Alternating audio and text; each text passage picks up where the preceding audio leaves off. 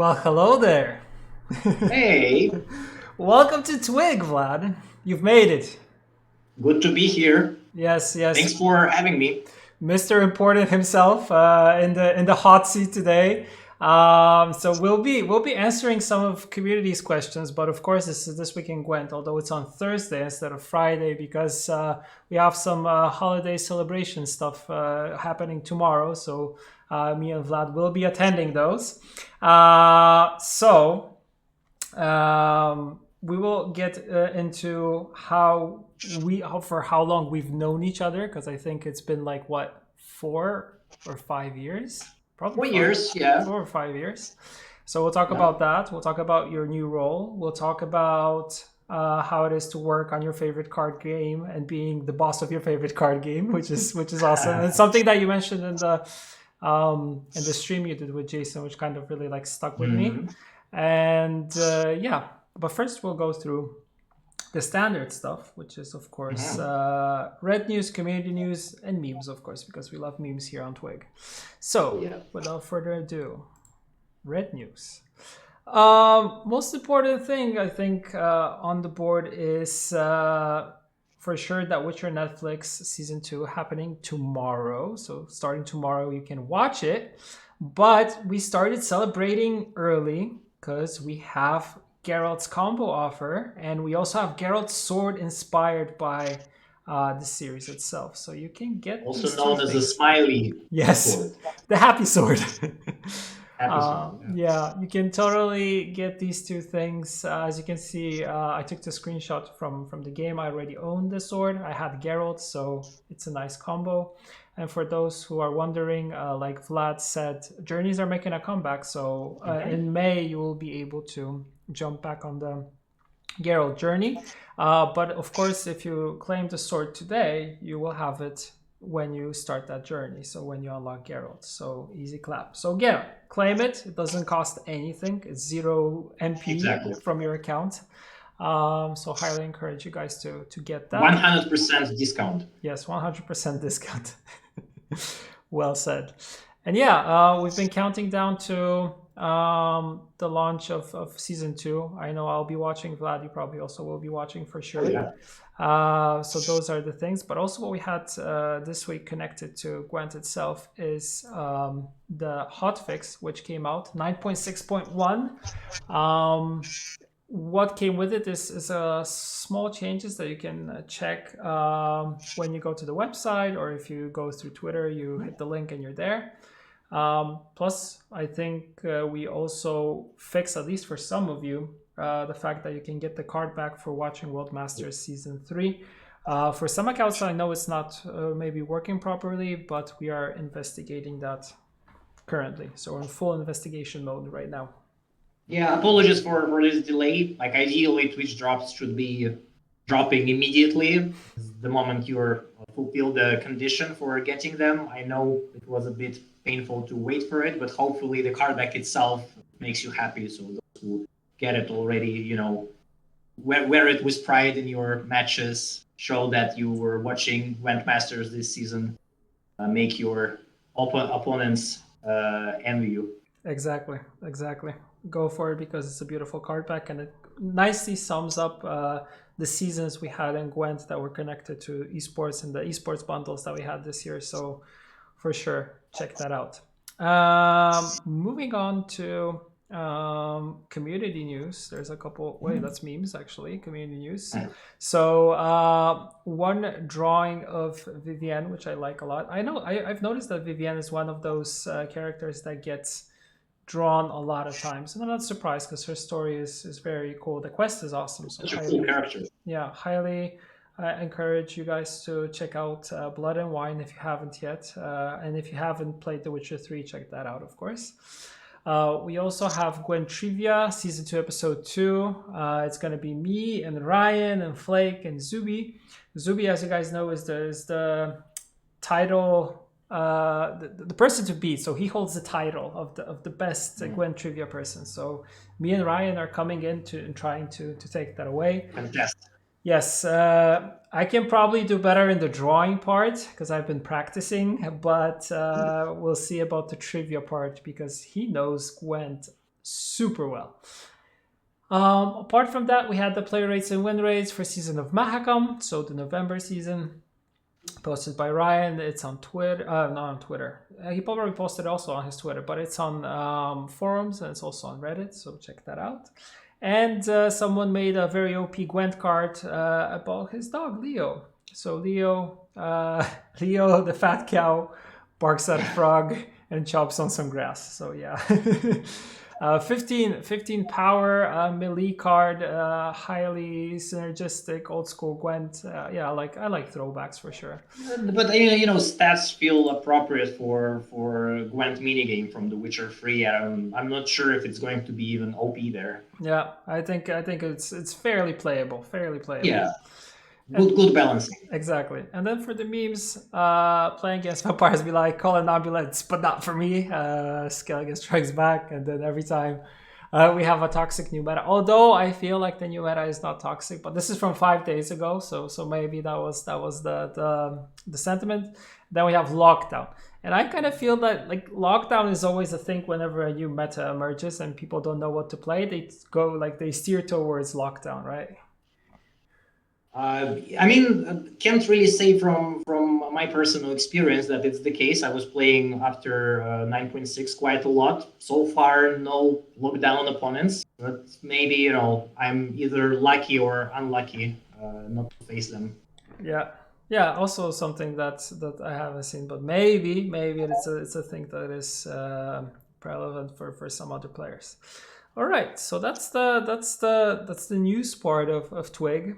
Now we get to talk to you, Vlad, and get to know you a little bit better, because a lot of people have sent a lot of questions. I will get to those. But before we jump into the questions themselves, can you tell us a little bit about when you joined CDPR and what you started off from? Sure, I joined in 2017. That was the year where actually the Gwent Masters were kicked off with this historical first challenger, the one that Life Coach won. Back then I was not yet working for CDPR, but I was in the interview process during the summer, and basically by early November, that's when I arrived in Warsaw. And the fun fact is that my arrival was maybe some days before the first open with players in the studio is about to happen. So it was a very, I would say, very exciting and very challenging at the same time to immediately jump into the action. But it was pretty rewarding as well. Like I really always like this old opens, the ones that we did offline.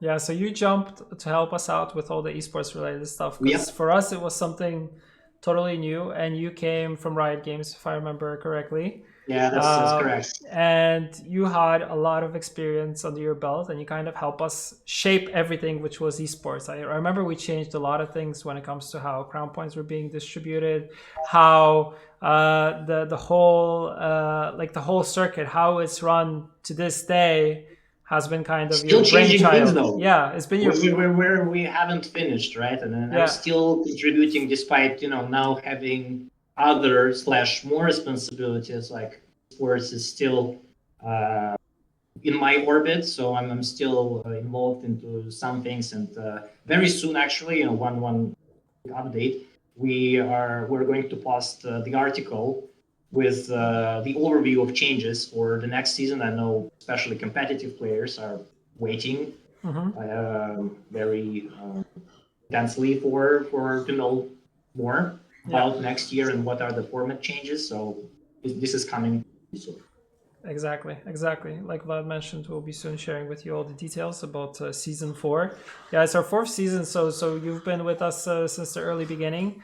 And now you've jumped into a new role, but like you said, was the first thing that we asked you, like, Vlad, since you're now super important, does it mean you will still join us for all the esports events? And of course you said yes, which is the best thing here. So how did it feel? Because we know like from the initial video that you did with Jason, how it kind of felt on the personal level, but how does it feel to jump into Jason's shoes, and how does it feel to be running everything now? Well, those are some quite big shoes to fill, huh?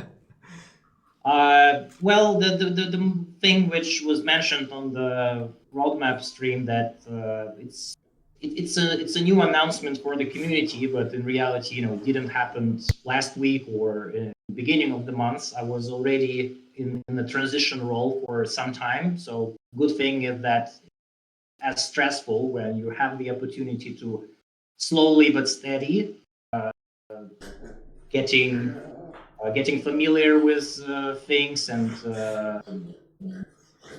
just basically get up to the speed, so to say. So of course, like for me, this is a quite groundbreaking news, right? Like as I said on the stream with Jason, like I never dreamt that I will be in charge of my favorite game, right? I mean, how Yeah. many people Yeah. can say the same, right? Like that's pretty amazing. So in this sense, it feels absolutely outlandish. Hmm. But yeah, I'm super happy about this opportunity, and I know that it's not about me or not only about me. The most important thing is that we have a team, and this team is amazing, and this team is committed to keep working on Gwent to make it better. So in this regard, I'm confident that we're in a good shape, and the future is bright. Yeah, yeah, and one thing that needs to be mentioned, like you're super well known for playing a lot of Gwent because every time I see you having some free time, you're on playing on ladder, trying to you're not someone who works only on the game but doesn't play it. So I think it's that's also Oh, worth mentioning that. it always not only like in CDPR, but before that, it always was part of my philosophy that if you work on a certain game Hmm. or games, you need to know what you're working on, right? Like you Yeah. need to know in and out. And of course, I'm not a pro player, right? So I can't really brag about being at the top of the pro rank ladder, but well, I can say that I'm quite familiar and comfortable. It's not a terra incognita. Yeah, yeah, and I remember that when you joined, like we were talking, like the first thing that we kind of like we found like common language when it comes to card games because we've been always talking about like the Uh-huh. card games we played. We played a lot True. of like physical card games and other stuff. Like we've been always talking about CCG, so I think it's something that was kind of a common thing that brought us together. And yeah, it kind of shows your passion and dedication for CCGs as a whole genre. So that's really cool. Okay, standard question that I always ask: favorite Witcher character from the universe, if you had to name one. Oh, favorite Witcher Probably character. a vampire. Mm, I'm not sure. I would say probably that I like Olger. Olger, nice He's choice. he's he's, he's pretty amazing. I mean his story in Heart of maybe my favorite quest in Witcher games. Awesome, awesome. Yeah, totally agreed on that one. Olgierd and his story with Iris from Hearts of Stone is epic. If you haven't checked it out, for sure you have to play P1 for The Witcher 3. It's one of the best ones. Okay, I think we should jump into questions because we have All quite a right. lot of them. And I think also looking at what's appearing in Twitch chat, some of these questions will be also showing up here from Okay. the list that we have. Okay, first one: what will be roughly the size, card count wise, of the card drop in April? Like, what are we looking at? The first one Mm-hmm. next year, Mm-hmm. basically. Yeah, it will be around 20 cards, right? So Mm-hmm. it's going to be bigger than the one we just had in December. So give or take something around that size. Okay, copy that. Question from Repek. I noted this down. Are you going to stream Gwent at least once a week? I don't know why Repek is calling people out. He just started streaming, so now he's so Yeah, wise. But question is if you'll be streaming. I wish, but I would like to, enter the streaming scene. But in my case, it's even not about the lack of time, although I probably would playing better off stream than on stream. It's difficult to maintain the contact with the audience. You of all people know this. But I also don't have a very good setup to do that. So at home. So maybe one day, but I need to prepare for this properly.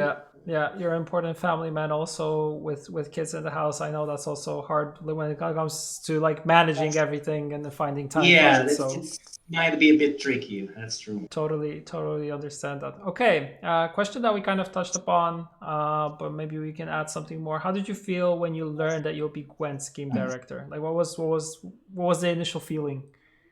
It's hard to say that there was one moment. I remember, someone came to me and, hey, you're going to be the next game director. As I said, to me, it was a bit of a transitional process, right? I worked with Jason for a long time together, as a live ops director. He was my boss as a game director. So we interacted on a daily, weekly basis, discussed things and so on. So to me, learning from him, understanding what this role is about, what are the challenging parts, what are the exciting parts, what can actually be done better, etc., was part of this process. So of course, when this opportunity presented itself, so to say, that was still a quite exciting moment for me. I won't lie, but it's not like I was totally shocked or unprepared. Yeah, also, speaking of the transition, it wasn't done in a way where people said, okay, Vlad, here are the keys, have fun. It was like you said, it was a transition where you and Jason were working very closely. I still remember you guys walking around the office and discussing things and talking. So you've been very close, and you kind of know what his vision is, what your vision is, and how you want to proceed further. So I think it was a smooth transition in this case. Yeah. Sure. I mean, I see. My job is not to destroy everything that was built before, or redo everything from scratch. I think, on the other hand, thanks to Jason and thanks to his awesome contribution, we have a very solid foundation of pretty much everything. And now this is the time to build on it and improve things which maybe previously we didn't have a focus to improve, or we didn't have time to improve. Yeah, awesome stuff. Yeah, and I think it speaks to kind of the personality that you have. You're not the type of person that comes in and destroys everything. It's like, I'm gonna do it my way. No, it's and also one thing I have to highlight here is you are very close when it comes to listening to what the community is saying, because I mean, people who are watching this, they do not know, but you tend to post a lot of links, and you also take a lot of stuff that is DM to you, or players that come to you from Twitter or tag you and stuff, and you relay all these things to the developer team, which makes my life easier and Ryan's life easier, which is good.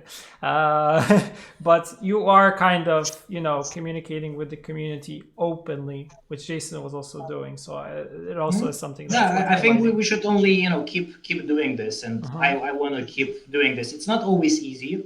Let's be real about it. Sometimes some people make it extremely difficult, to patiently answering questions, or even be polite in this conversation. It's there's a lot of passive aggressive kind of behavior in the internet overall, right?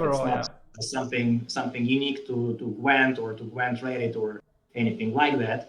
So it's a difficult job, guys, but I'm trying to focus on bright side.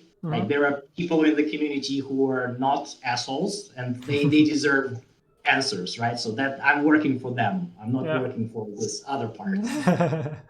Yeah, exactly. There's a lot of dedicated players that have been with us for years, and I feel like they always will get our attention. They always will get answer from us for the questions they are asking. So I think it's the logical thing to do. But yeah, it's really cool that you're very in the trenches with the community in front and talking to them, which is amazing. Moving on, a topic which we've discussed on multiple meetings that because like you and me, like for those watching, Vlad is my boss, and we also like tend to be on the, like meetings and discuss things that which are of course related to live ops things, related to community, but also to kind of like the direction in which we want to go in and stuff like that. Less on the balance side, although we talk to the team responsible for balance, of course. We meet at least every week, and Vlad probably even more with them to discuss like their vision and kind of direction we want to go. But the topic that I wanted to touch upon here is like players have been asking about this, and we've been discussing this for a long time, I feel like throughout most of this year or so. Are there any plans for a way to use excess currency? So myself and a lot of players have sat on 100,000 of scraps with no use for them. They would love to see something implemented. So it's like kind of two questions that are very, very similar here. What's your take on that? Yeah, so in short, this question definitely was asked before, and the answer remains the same. Yes, we would like to give such options to players. What I don't like is going the route of offering something exclusive, which would cost, I don't know, hundreds of thousands scraps, for example, which would limit it to a very small group of people who are probably beta veterans, but no one else. But instead, introducing something, I don't want to go into details for now, but to let players with significant reserves feel good about, I can finally spend it, right? I can finally put it to some use. Because I understand, like, when you are accumulating a lot and you can't really spend, it feels a bit irritating. I get it. I really do. Okay. I think we'll answer. And it's a topic that keeps on kind of, coming back and forth. Like we've been discussing ways and thinking like what should be offered for what and how we can, what we can offer to players in this case. And it's been a long one. It's been a long one for sure. Not an easy one. There is a suggestion in the chat to let people exchange scraps for Bitcoin. Like seeing like every game is jumping on NFT wagon.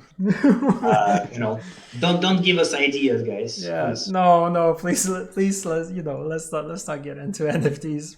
It's like one of the things that triggers me currently. Moving on. There's questions about if card drops will continue, what does the Gwent team plan to do with gold currency? Do we have a plan what we can do with gold moving into the future? Because not only scraps apparently are a currency where players have a lot of it, there's also gold, right? Sure. Well, I understand that this question is coming from the fact that the price of power already was released in a way that people with a lot of ore were not able to spend it on kegs, at least not initially, right? Like later we introduced the keg, so you can now spend your reserves there, but not immediately. And right now, when we're introducing this smaller card drops, like the one we just released in December, then there is also not like the keg doesn't make sense, right? For cards, like spending your ore on it is impractical. So we are thinking about some ways. There is no like killer solution which would allow you to basically trade your ore for cards directly. It just it won't work this way. But we are working on ways to make to introduce some things for ore currency. Okay, cool. I think that answers the question. Can we hope for a friend spectator option next year? I know that's interesting. Why next year? Nope. Nope. Simple as that. It was never part of the original design of the spectator. When we decided that we create this mode, we created it with a competitive Gwent in mind, and there are multiple reasons why friend spectating is a super complicated task to perform. So nope. Yeah, I totally agree. And I think it's not something that is done normally, apart from like needing spectator for esports related things, because for that, of course, the spectator is working. What about a filter for choosing titles, avatars, borders, or something to kind of keep the trinkets more orderly, let's say. Right. Yes. Also, I recall this suggestion/question asked before. The answer here, like, if we will have time, sure. I think this is a great idea. To be able to select them in a more convenient fashion, maybe randomize the selection. So it's as far as I'm aware, this is already like somewhere deep in our backlogs. The question, like, if other priorities would let us to work on that, but True. it would be nice. Yeah, it's true. It's something that we've been discussing also for quite some time. But like you said, we just simply need the time in order to implement that.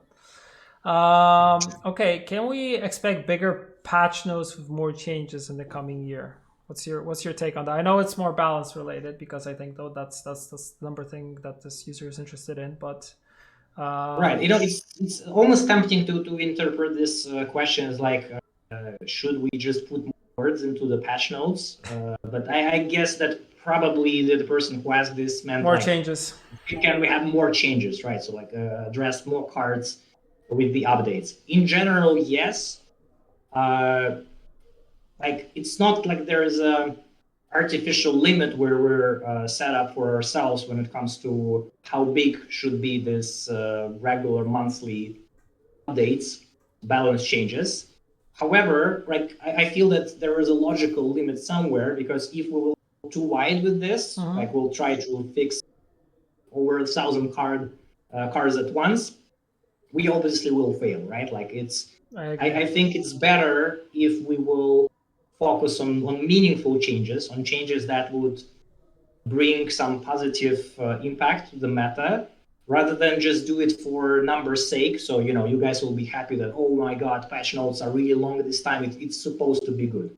Unfortunately, balancing Gwent is not always the game of changing provisions here and there and just see what happens, right? And in many cases, it's about reworking cards which are completely obsolete, or like doing some other tweaks which go just beyond simple math. So in this sense, like my philosophy here, and I think design team is also sharing, is that it's better to aim for impact rather than just for simple quantity. And it goes also. It's the same approach with the new card releases, right? Like I know maybe there will be also questions about it later, but I want to stress that I sincerely believe with how many cards we right now already have in Gwent, having like big expansions and many of them is not really critical for making the game feel better.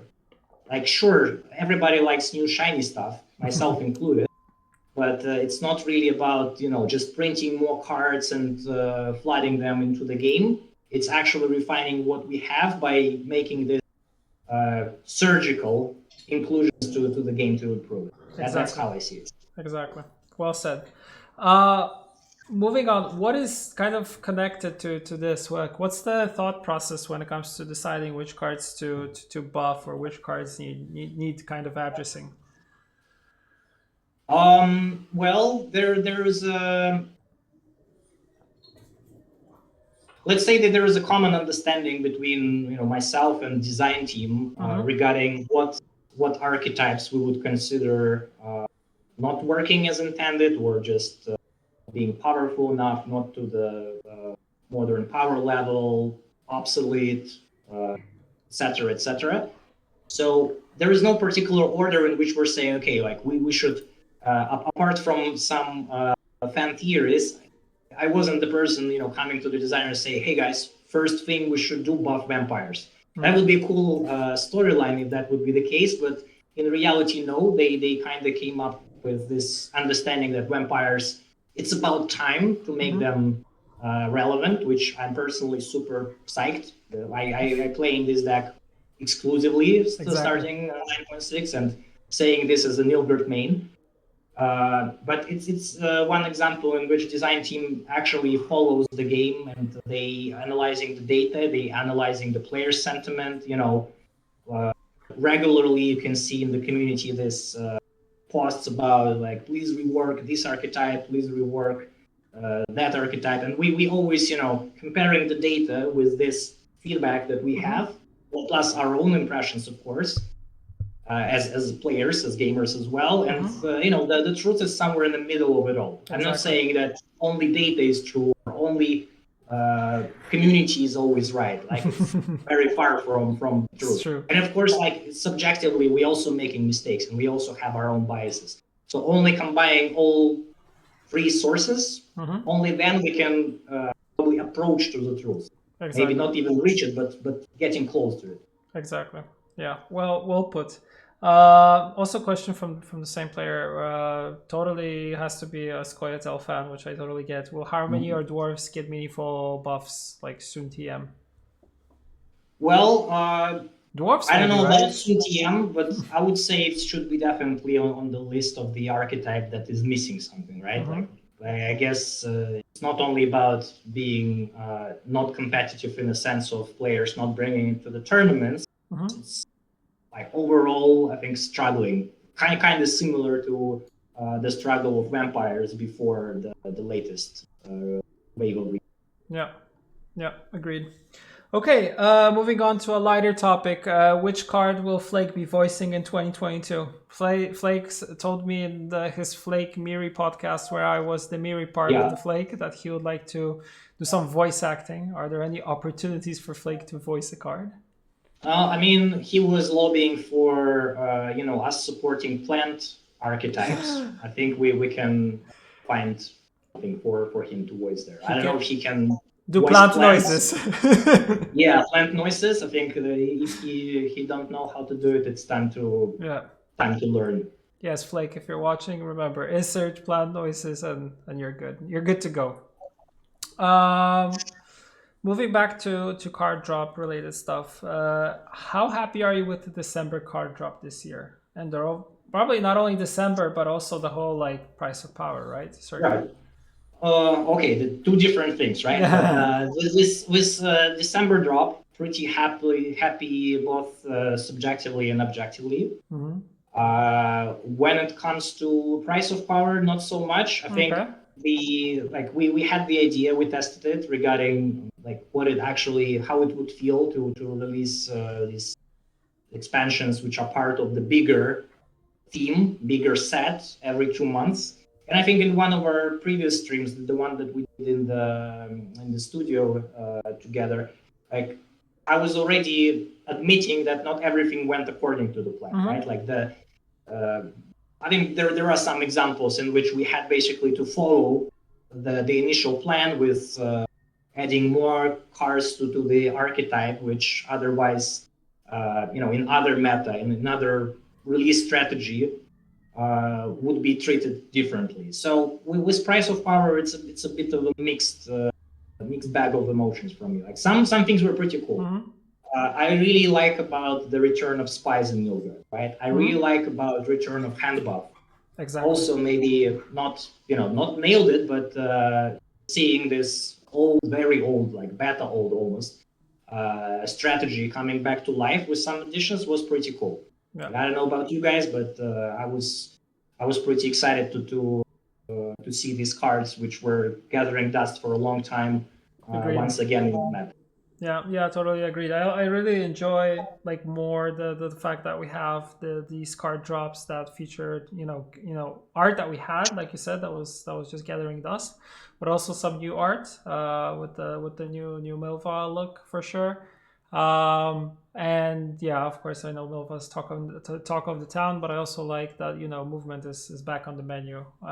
Really enjoying that for sure. So I know it's a thing that's quite controversial right now, but still, I feel like these type of drops where you have cards which fit into specific archetypes and give you additional tools is always a lot more fun than trying to create something new. Because I think with every expansion that we were doing that had a theme connected to it, we were always trying to have like introduce new keywords and kind of focus on new things instead of like reinforcing the existing archetypes that we had in the game, right? Yeah.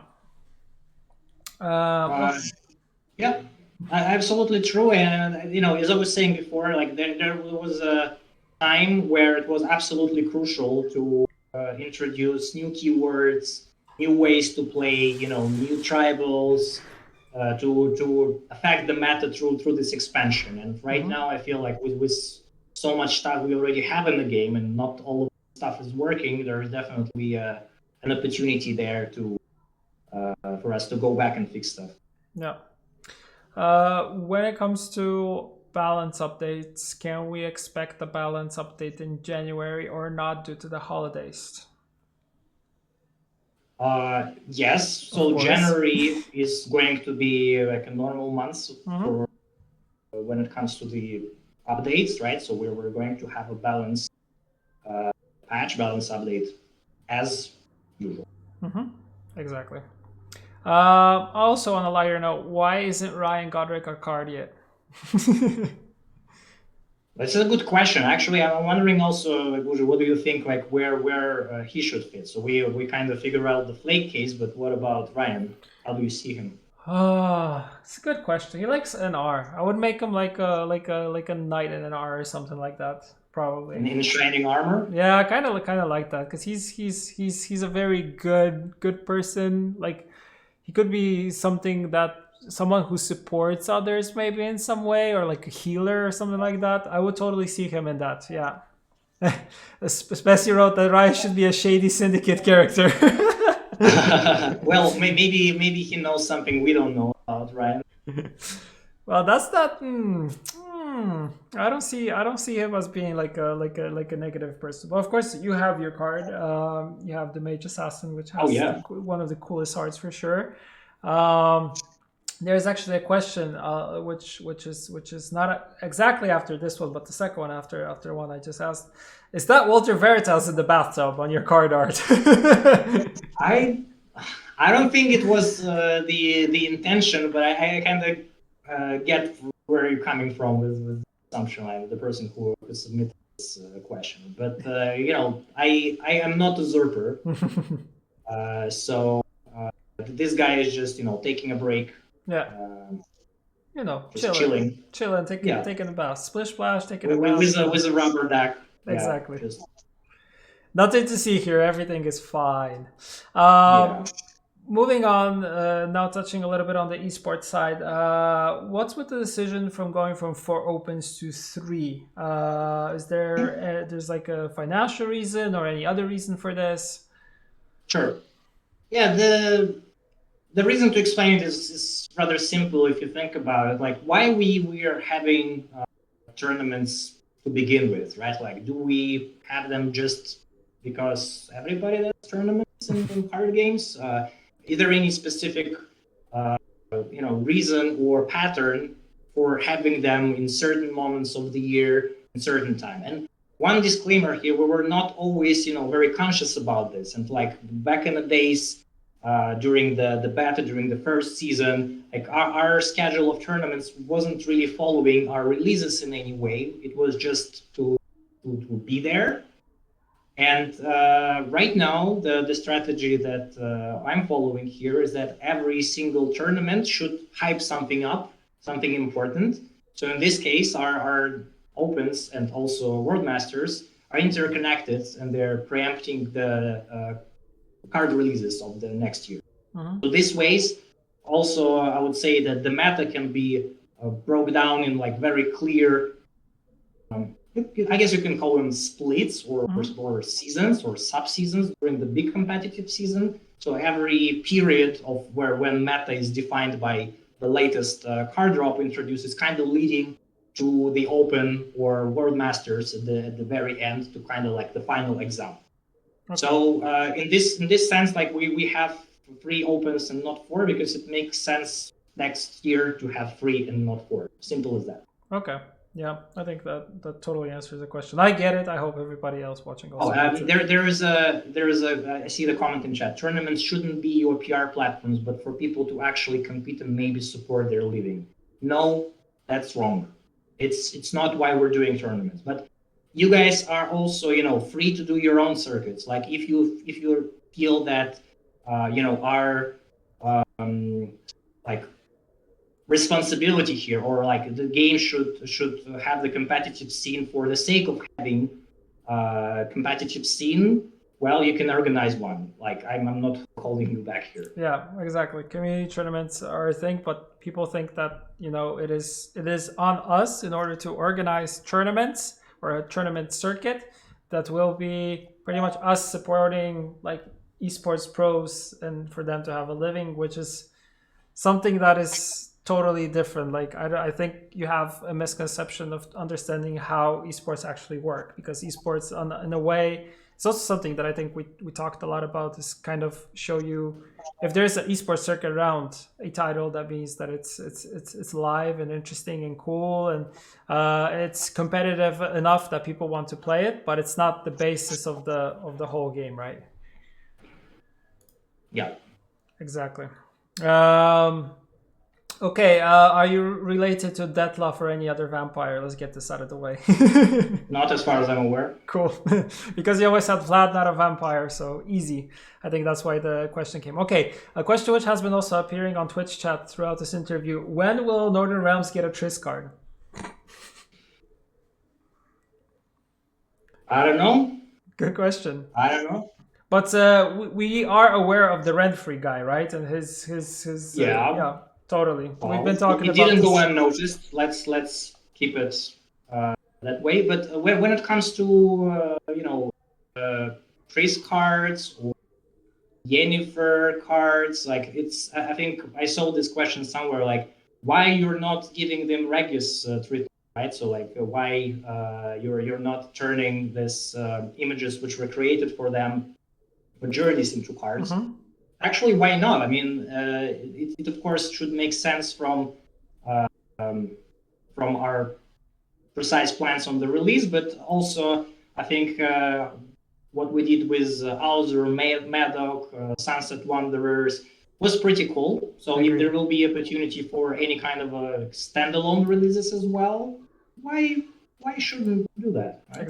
Exactly. So we are aware of the rent-free guy. We are also aware that there is this, I think at least one person campaigning for Triss to be a NR card. So yeah, we saw it. We understand. Hold tight. We cannot say yes or no for sure because yeah, time will tell, as they say. Okay. About rent-free. I really like the fact that the so many cards were produced in the meantime, waiting for her. So like there is a big temptation for us never to release her, just to keep this string going. But yeah, exactly.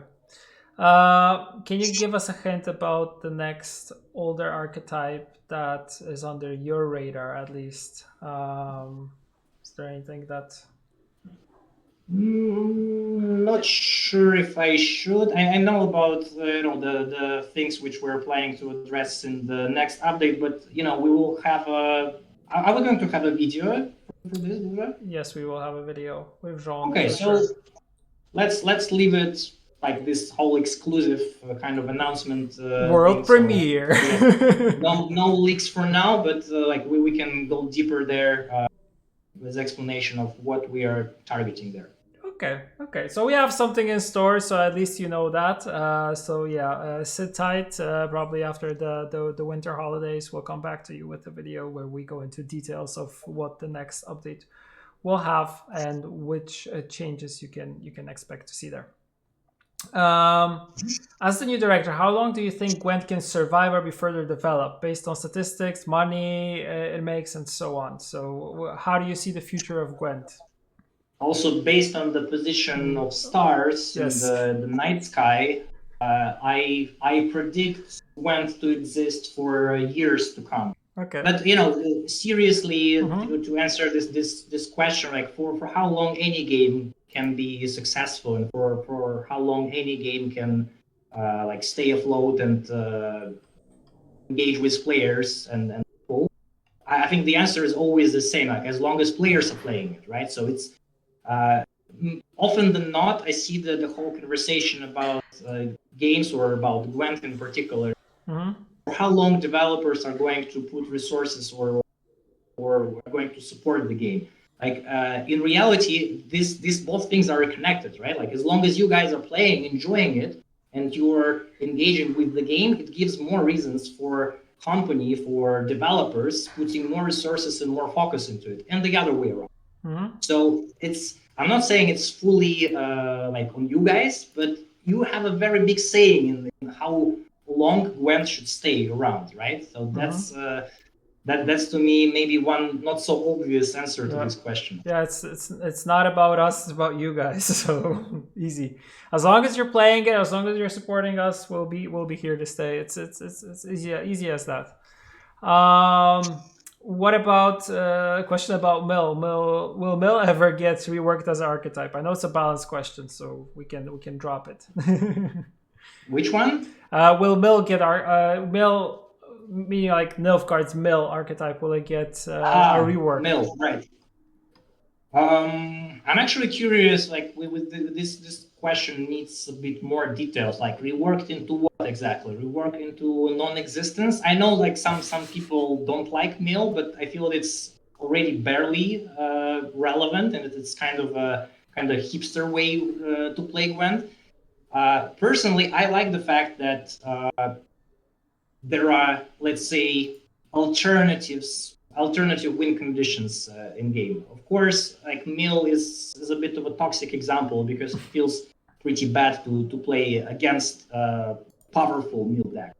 Fortunately, it's not really powerful, guys. Like if you can't beat Mill, there is something wrong with the way you're piloting your deck most of the time. Yeah, exactly.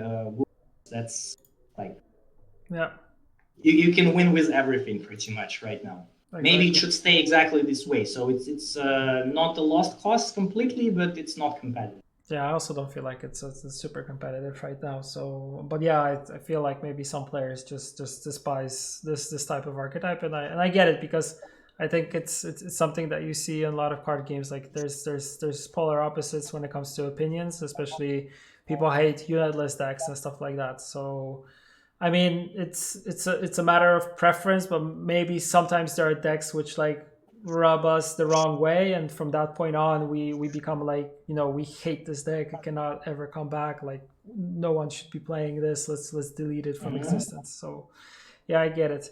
A question and kind of a suggestion, which, I mean, for me it's a hard no, but I don't know what you think. So what do you feel about the fact of giving resources from GG only to, like, only if both players both click GG, right? So only GGs if both agree that it's actually a good game. I don't like that. Well, I also I don't see the problem of someone getting resources and someone not if it happens. I think when I just started to play Gwent, I thought that GG button was a really nice touch, which is a kind of a tool. Not mandatory, right? It's not something which is imposed on players, like you have to like it, but it's your chance to be a good sport and give a bit of resources to your opponents. And I think like as a social element, it's a small thing, but it's actually makes Gwent great. Is like there's all the small details and attention to them. So no, I don't like this idea either. So I'm with you on this one. Yeah. There was one about changing like animated cards to be kind of like a preference when it comes to Gwent DB, but I think it actually takes premiums if you have them as the first thing when you're importing a deck. So that function should be working. If it's not, we will probably look into that because that's how it was designed. Then the next one is about randomizing cosmetics when you're jumping into a game. So this is something that we also mentioned when we were talking about filtering all the vanities that we have within the game. So you also mentioned that it would be cool to have like a random button that kind of associates things totally randomly. But like you said, it's something that is somewhere there on the back burner, but it's, if we have time for it, we will look into things like this, right? Exactly. It's I don't know if you guys remember Ola that was on Jason, one of the Jason's streams, talking about live ops stuff and talking about all this goodies and all these small changes. It's basically in her department, and like we sometimes find thought and resources to introduce the small quality of life changes. which are not, anywhere top at the list of the priorities, but if it really doesn't take that much time, and we know that community appreciates it and asks for it, then sure, why not? Cool.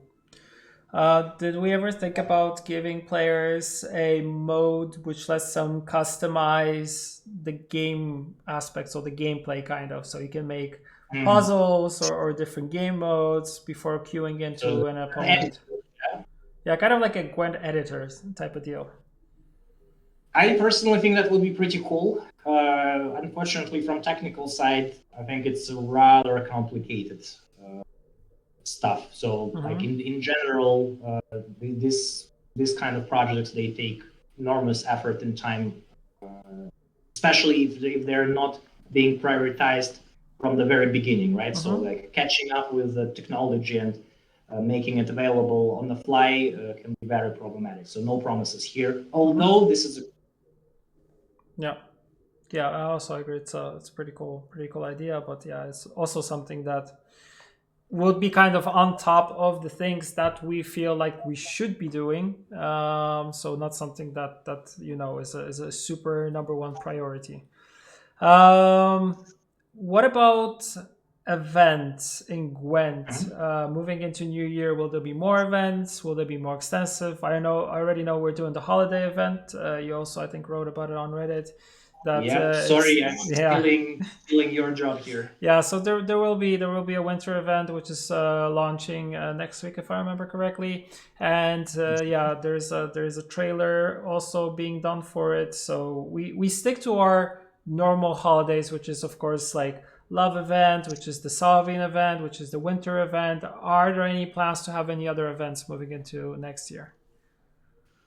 Yep, pretty much. Like we like doing these events, and we are like experimenting with them, and sometimes sticking to things which worked and removing things which doesn't, according to your feedback, also according to the data. So yeah, like for sure that these events should stay, and this is also a fun way to engage with the game, maybe when not much else is going on. Okay. Yeah, I totally agree. Also, there's this topic of faction challenges making a comeback one day, but it's like also a topic that we've been discussing multiple times internally, right? Like we've been going back and forth with this, especially you being responsible for live ops previously. It was something that you were also discussing with us like multiple times. So it keeps on coming back. Regarding faction challenges, I think it's time to admit that it's been too long of not having them. And I understand that people not missing faction challenges per se, they're missing the chance to complete their contract. Like let's be honest here. Like, what are we talking about here, right? Like it's about completing this contract. So we talked with the team already that we should just find a like easy and straightforward way to give such opportunity. If it's going to be like a proper challenge, or it's going to be connected with something else, but with a chance to finally fulfill these contracts, time will tell. But it's on our list for sure. Yeah.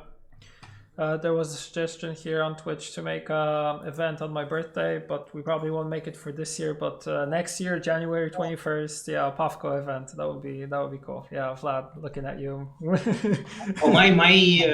birthday is also in January, so we can have a big celebration. Yes, we could do a call up, PAFCO and Mage Assassin. Yeah. Exactly. Yeah, totally. Like we had the graphic on social media. So it's a confirmed challenge, right? Like you need to pick one side. Yeah. Oh, that'd be funny. That'd be cool. Like, you got me hyped on that. Yeah, let's think about it for next year. Let's we'll talk to all about it, like squeezing into live ops related stuff. Yeah. And I also seeing the chat. I think PAFCO Journey one day would be amazing. Yeah.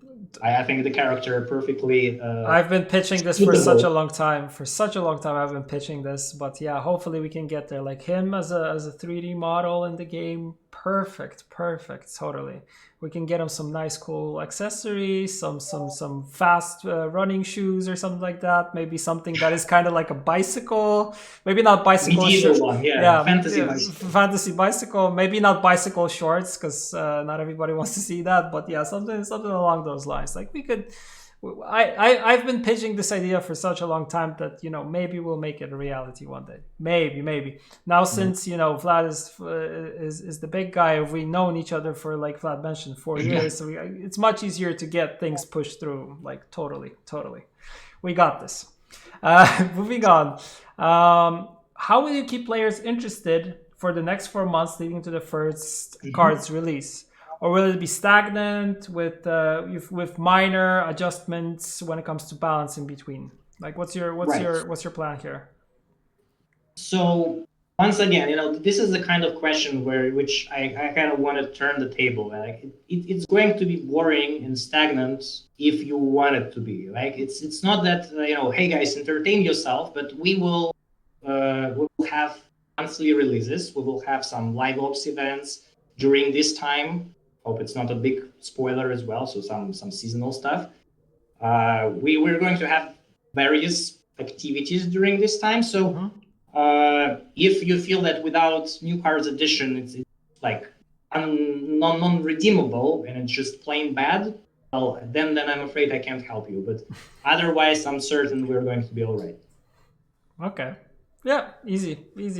Plus, like looking into the plans that we have for moving into next year, like I think our plans is to start working on cards that kind of see less play and archetypes that see less play. So I think this itself will already bring a lot of excitement and new things to Gwent and kind of influence how you play the game, shift the meta and stuff like that. So totally should not be afraid of that and kind of boredom.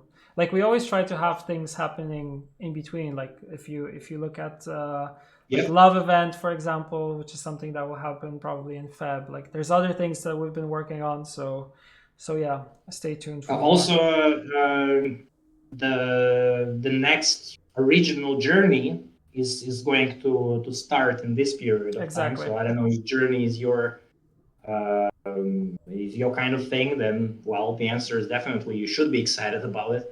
Yeah.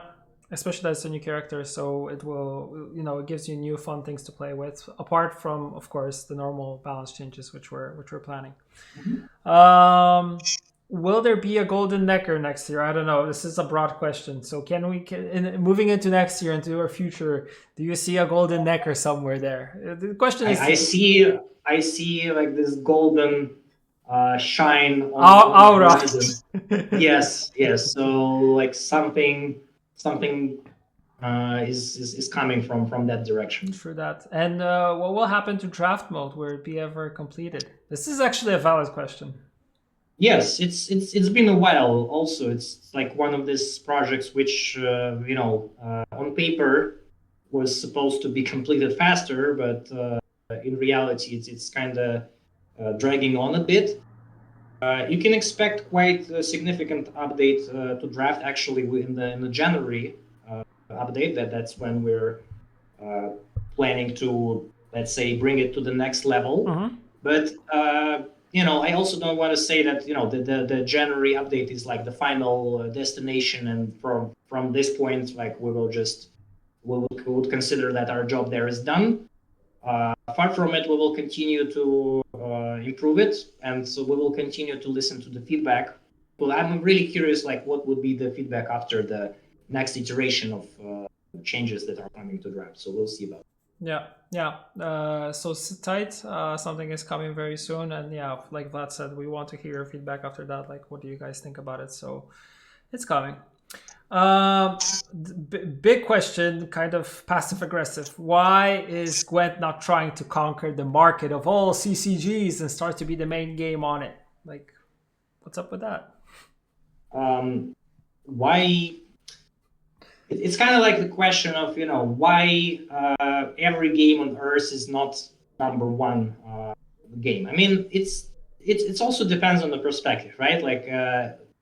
Objectively, maybe there are other video games in this genre which are more successful, more popular, maybe more Twitch views. I don't know, like what metric is being used to judge about this popularity to begin with. Like, I think, to be honest, I think community should care a little bit less about these things. I mean, I understand like why we at CDPR should sit and think like, oh my god, like we're I don't know, not making enough money, or like, oh my god, the game is not popular enough, what to do? But when community worries about this, it kind of feels awkward that you guys are kind of, worried more than us about this. Like from where I stand, Gwent is already in a good place, even if it's not exactly competing for the highest spot. It's well, once again, based on which parameter exactly? Like from the uniqueness and from, I don't know, the quality of art. Subjectively, it's already number one, right? So that's kind of difficult, question to answer really. Yeah, yeah, I totally agree. Like you can't. I don't know. I also don't understand. Do players maybe feel like if they're playing a game which is super successful, do you feel like the game is maybe then better for them, more compelling because they're playing something that's shiny on top and like, Yeah, or are you I playing a game because you understand. enjoy it? Because I play games Yeah, because it's I kind of a enjoy them. social aspect. I think these days are more important for some people, at least. Not talking about whole community here. Let's Yeah. be clear on that. Like that, belonging to the game which is larger than life for them is more important than playing the game which you actually like. I know many examples in which players are playing super popular games in other genres, hate themselves for doing that, but they're still doing this. So Yes. that's kind of like masochistic kind of a scenario, which, like, my advice, try to avoid. Like if you're not enjoying something, don't play it. Play Gwent if you're enjoying it. Exactly. Yeah. Play games for fun and do like what enjoys you. Circling back to esports, do you think that there will be big changes moving into season 4, especially with a lot of like alleged win trading and scandals on the pro scene happening this year? Like, what's your take on this? Like moving into next year? Yeah, that's a fair question. Like I already spoiled before that we are introducing changes. So soon you will be able to learn about what exactly is changing. I don't want to spoil it more right now. But yes, we are introducing specific measures to prevent like this negative situation from happening. Although it must be said, like with every other cheating, it's almost impossible for a competitive game to root out the any kind of abuse completely, right? It's always the chance that life will find a way, the same way kind of abuse will find a way. But there are some measures which hopefully will help to demotivate players from getting unfair advantage or abuse the existing system. Yeah. Well said.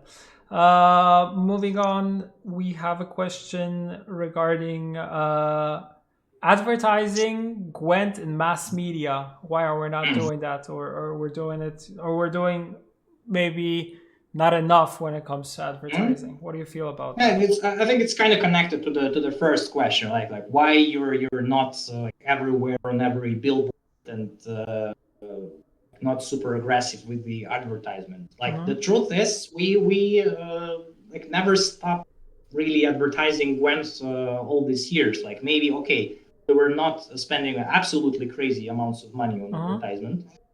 Well, at least after the initial phase. Like I mean, the early days of Gwent were pretty crazy for my standards in this regard. But like we acquiring new players, right? And there are different ways to do this. There are ways organically acquire them. There are ways to do some paid marketing to acquire them. We are happy with where we are, right? Like it's not that we are spending in order to stay in some theoretical race with other games, and like if we will stop like doing this, we will somehow just fall into the obscurity and oblivion. It's not exactly like this. Exactly. Yeah. Well said. Once again, when it comes to this is a question that is connected to the current meta and to the hotfix. How do we decide what should be nerfed now and what should stay till a bigger balance update? I think this is probably Radovid and Milva comparison. Yeah, so this one is I guess more technical question, right? Like what's hotfix and what's update, right? Like the hotfix is something that we feel is definitely broken and definitely maybe like in case of Radovid, not an intended interaction. So it requires fixing because our team believe that it's going to be problematic, like it's from the data perspective, from the sentiment perspective, but more importantly, specifically in Radovid case, wasn't part of the thought process of the design for this interaction. When it comes to pretty much any other case in which this can be applied, it's similar in the way that we tend to be, let's say, maybe more reserved and careful when not jumping to the conclusion. We're leaving this to some hotheads on Reddit to kind of solve the meta on the first day, or meta breaker. Panicking, or on the other hand, hyping up the supposedly OP stuff. I understand, like we're living in time where attention spans are very short. People are so living fast, and them like waiting for a month till the update, it's like impossible, right? But in reality, we are using this time to gather and analyze data, to play ourselves, to look how other players are interacting with it, maybe finding like natural counters to cards which on day one perceived as absolutely uncounterable, problematic, OP, etc. So that's basically it. Yeah. And no, there is no tweet from me which confirms that it's intended interaction. I have to clarify that my tweet, which is being quoted, is about clarifying to the person who was asking before the patch was released how exactly it's going to work. Like one day before patch hit, we already knew that this is going to be a problem. It just was too late to fix it in the hotfix, unfortunately. But for sure, we should try to avoid these situations as much as possible in the future. I know that it's frustrating when new content arrives with some defects, so to say. Yeah, totally agreed here. Thank you for clarifying that. How do you feel? I think we kind of answered this also because we're getting like closer to the end of the questions. Why are there only 4 professional tournaments in a year? It's hard to make more official tournaments with big money prizes, or maybe adding more tournaments where people can at least try competitive Gwent. I mean, if you want to try competitive Gwent, there's millions of esports teams that do them, and they're awesome. So you can try it there before you jump into the big leagues, let's say. But why only 4? Why not more?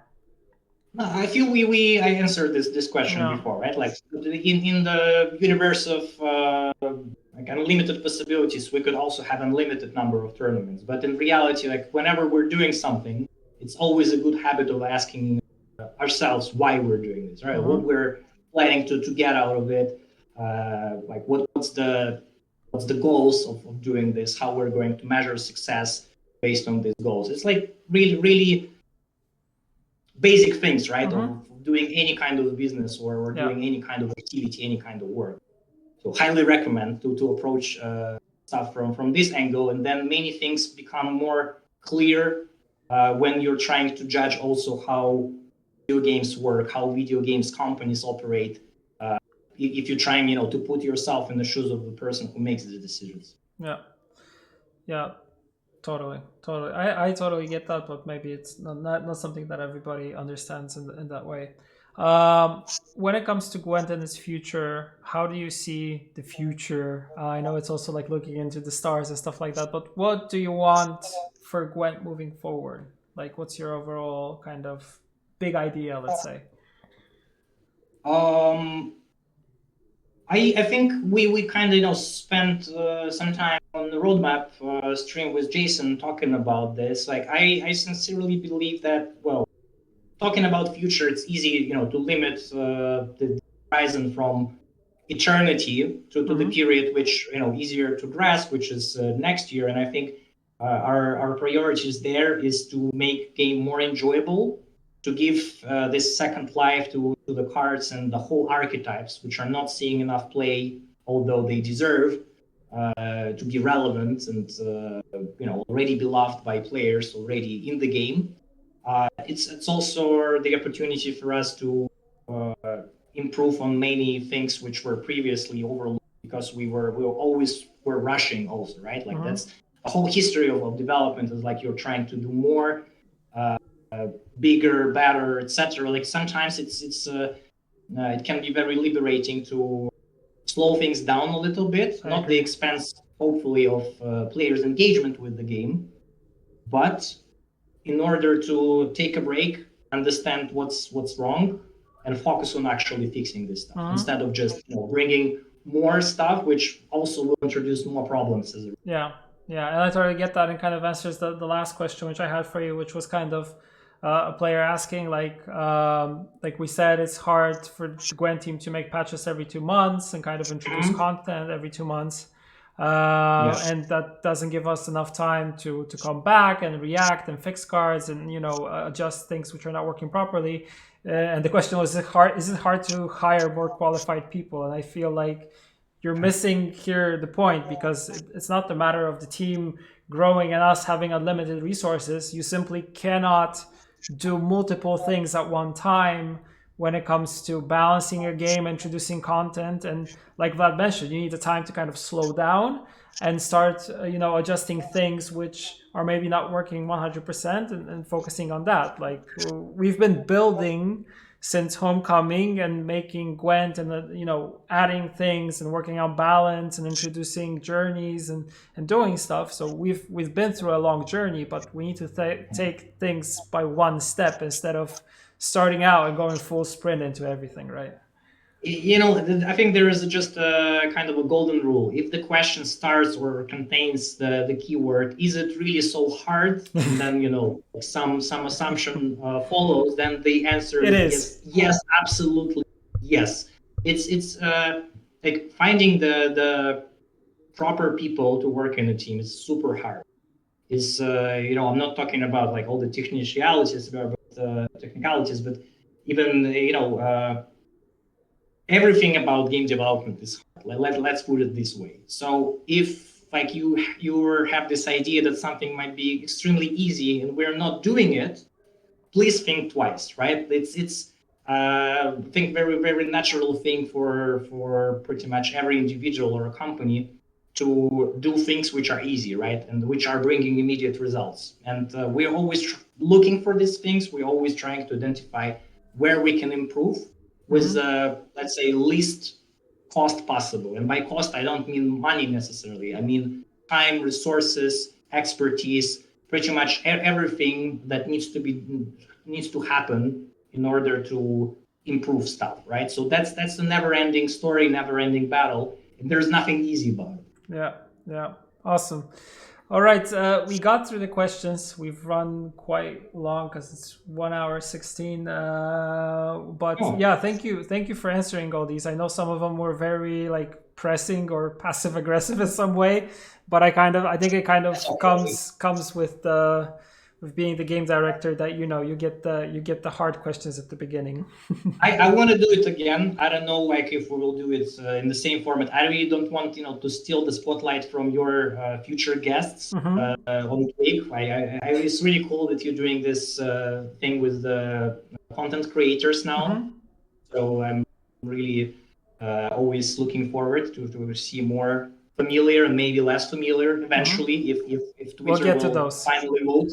We'll get to those. We'll stop with the popularity contest, and for some of them, we'll just introduce people that we want to get to know a little bit more. Because I've seen the feedback about it. So same thing goes for having you back on for sure. Would be cool to have you once again to answer some questions, but also to kind of give players, like, we're doing monthly updates, we're doing roadmaps where we talk about kind of the plan and stuff like that. But we can also have a section where we talk to community, but also when it comes to talking to community, you're on Reddit. People can find you on Twitter. There's your if you look, there's your @ThorSerpent, so you can tag Vlad and ask your questions from time to time. If he has the time, he will reply, of course. And I think that's it. So till time, right? I hope you will see me soon enough. Exactly. Awesome, Vlad. Thank you. And we most important thing, we used up our weekly one-on-one meeting, which me and Vlad have every week.